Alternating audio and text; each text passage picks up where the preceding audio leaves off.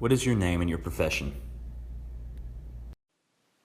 Hi, my name is Andrea Beidelman. I am a sideline beekeeper and a honey producer in the Mid-Atlantic region. I currently have beehives on 8 different properties, and those apiaries are specifically for organic crop pollination, everything from berries to apples to pumpkins. And we also produce honey from those hives. In what ways have your hives been affected? Colony collapse disorder has a direct effect on my profession in that the economic viability of having to replace our honeybees year after year becomes a financial burden, and eventually we have no other choice but to go out of business. And we've seen that over the past decade with some of the major commercial beekeepers, and that they just can't afford to keep replacing. And so then they're not meeting pollination needs of crops throughout the nation. And this then becomes an issue for our food supply. Are you involved with any clubs or organizations that help create awareness, or do you participate in activities within a beekeepers association? The effects that colony collapse disorder could have on our worldwide food supply is potentially devastating. If you stop to consider 1 in every 3 bites of food that we consume is directly reliant on honeybee pollination, that's huge. Agriculturally, the crops would not be sufficiently pollinated, therefore, yield would decrease. Environmentally, likewise, pollination would not occur to the level needed to feed our wildlife, and that would be devastating as well. And then, of course, our food supply for our worldwide population would be decreased with the extinction of the honeybee by approximately 1/3. And there's no way we could feed our population with that kind of reduction. Do you think enough is being done to save the bees?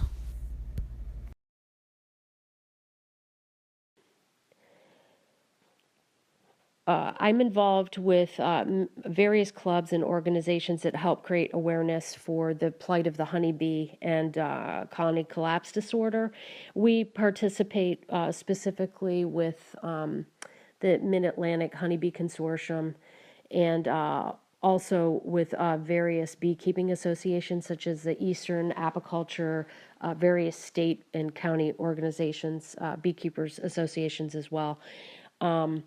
And as far as if I think enough is being done to save the honeybees, I certainly think there's a lot of work ahead of us. We're still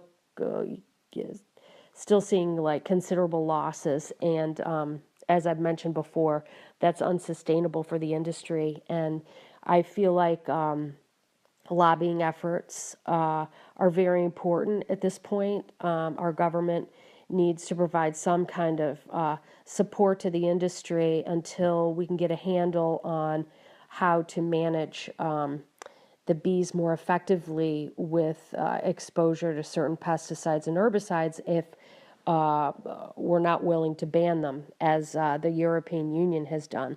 And incidentally, the European Union has several countries in Europe have banned the use of specific neonicotinoid pesticides, and they've seen considerable growth in their honeybee populations. So that's actually very positive news, and I feel like lobbying efforts here in the U.S. would definitely help with moving in that direction, which would benefit us all. Hello, my name is Chet. I'm a second generation beekeeper. I've been keeping bees now for about 45 years. I started as a young man. My father introduced me to beekeeping. I was quite reluctant to start out in the beekeeping hobby. I over time and through the literature that my father collected and that I read, I became more interested in the honeybees, and just watching him get his full enjoyment out of taking care of the bees, the hives, understanding what they needed to survive during the spring, how he made sure the woodenware was all cleaned up and ready for winter time, and just the consistency of the bees and how they were how relatively easy it was to manage the bees once you understood their behavior pattern and had a general understanding of the structure of the colony. It just turned out to be a real great connection between my father and myself, as well as a wonderful connection with the outside world, learning so much about flowers and the bees. I'm now taking care of bees at another level where honey production is the key to our small business, where we sell hive products, candles, skincare products, honey, of course, propolis, and pollen. Whatever we can collect from the hives and share between the bees and our customers. And having a number of hives in different locations, I'm able to retrieve a pretty good nectar flow based on where we put the hives, and getting understanding of the area around, the flora around the area in which the bees are able to collect the nectar to produce honey. So I have a lot of out yards in the region. I'm in the mid-Atlantic region. Maryland is my primary state of where the bees are located, and been doing it, like I said, for about 45 years, and hope to keep on taking care of the honeybees. What does colony collapse disorder mean to me as a beekeeper? Well, colony collapse disorder, and as well as other bee diseases, pests, predators, all of these things that negatively impact the hive is quite a concern as a beekeeper. But colony collapse disorder especially sends chills through the industry. We're trying to understand what the cause is, number one. We have a number of different scientists working on the problem, and as a beekeeper, I look to these scientists for advice and a direction in which we can figure out a way to help the bees enjoy a healthy colony. And that's what beekeeping is all about, is managing the honeybees in a way where they have all of necessary items in order to be successful in honey collection and in brood rearing and in increasing the population of the colony. But colony collapse disorder was introduced through the Varroa mite. I think colony collapse disorder is a number of things, but the first thing that comes to mind with colony collapse disorder is a parasitic mite that it's invaded the American shores back in 1985. It was introduced by mistake with Australian queens being imported to the U.S. And the mite jumped ship, let's say, and ended up in our area. And the mites, what the parasitic mite does is it's like a tick, a bee tick, and not only does it feed off the hemoglobin of the honeybee, but it also has the capability of introducing a virus or viruses into the bee itself, as well as, of course, when you're feeding off the hemoglobin or the life fluid of the honeybee, you're weakening the bee as well. So with this mite problem that occurred in 85 and has been a real problem throughout the decades, we've tried to manage the mites in a number of different ways. We're successful in using pest strips at the beginning of the problem. We thought we'd had it under control, And then the mites, the parasitic mites, became the pest resistance, the pest strips. The mites were able to adapt to the different types of solutions used in order to control the mite population with the bees. And so we still have to deal with the mites on a annual basis, semi-annual basis with the bees. And again, it seems to have caused a weakening of the honeybee, especially in the winter time when the bees cluster tightly together. They're not as active, and it gives the mites an opportunity to feed off of the bees in close proximity. And what this does is start to weaken the bees during the winter when they're in cluster, and we'll call it hibernation, but they really don't hibernate. It's a cluster of bees that tightly wrapped around the queen in order to protect the queen during these cold winter months. And the mites have a feeding frenzy on the bees at that point.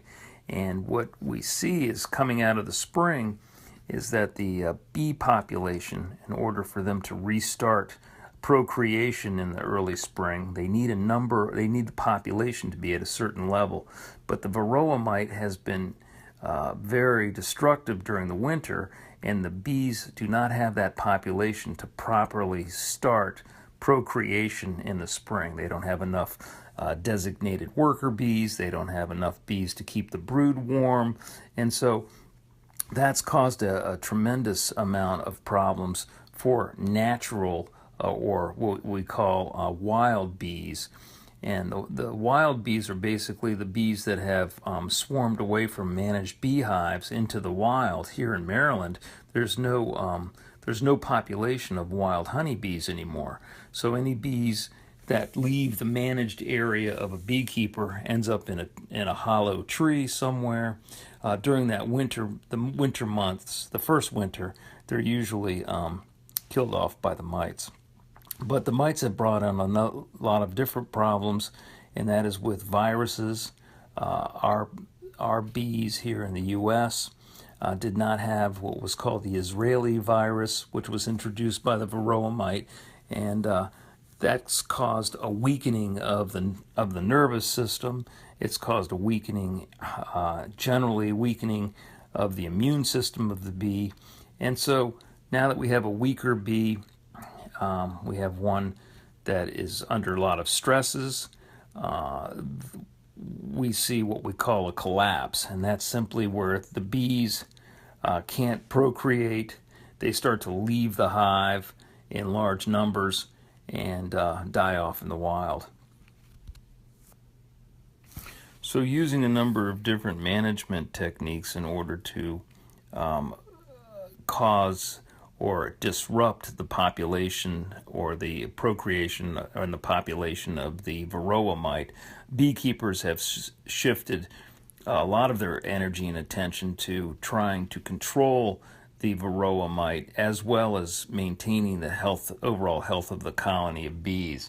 So it's really changed our management style.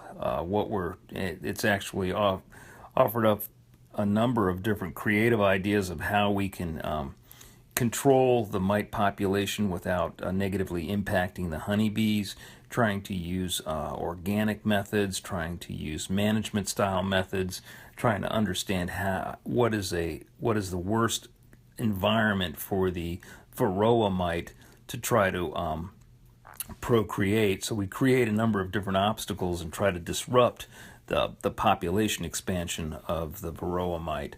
I'm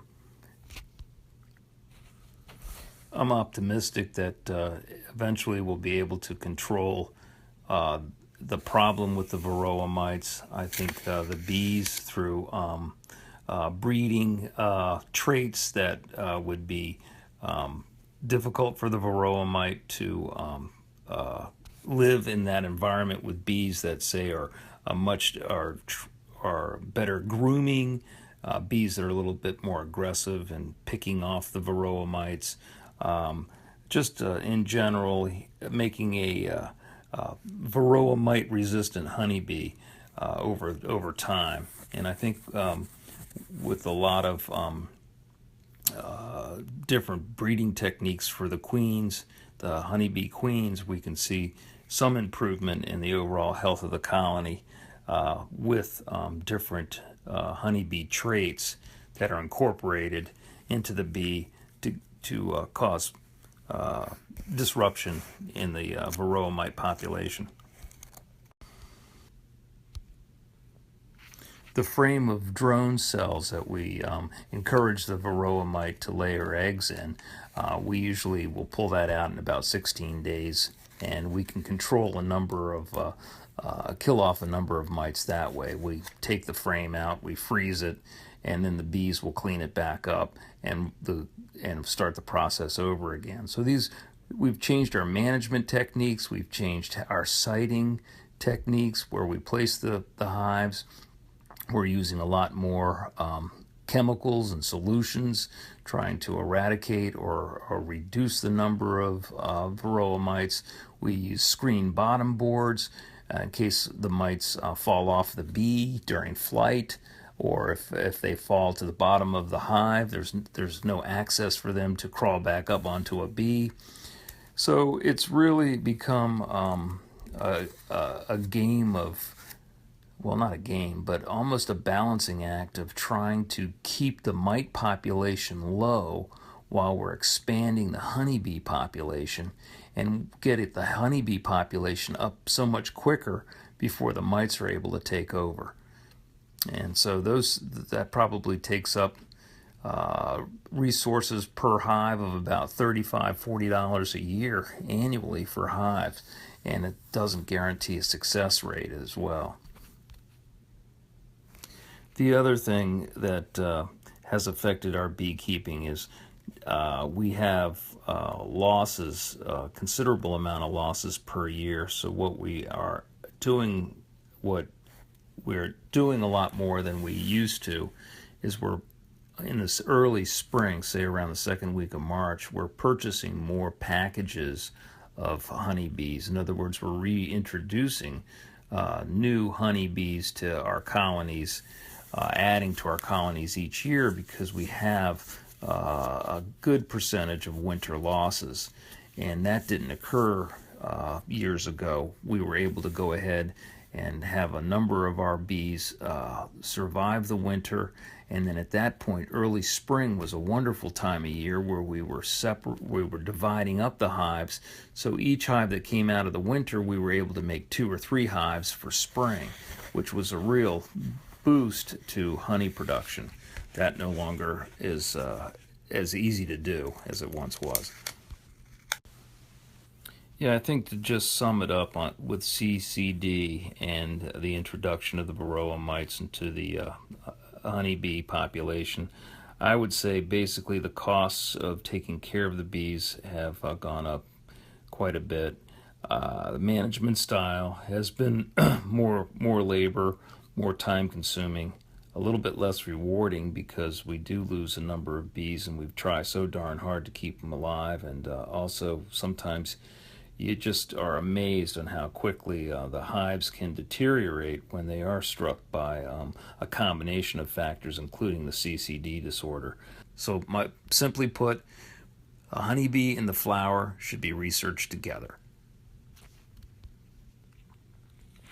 The honeybees, the soil, and the flowers, they're all connected.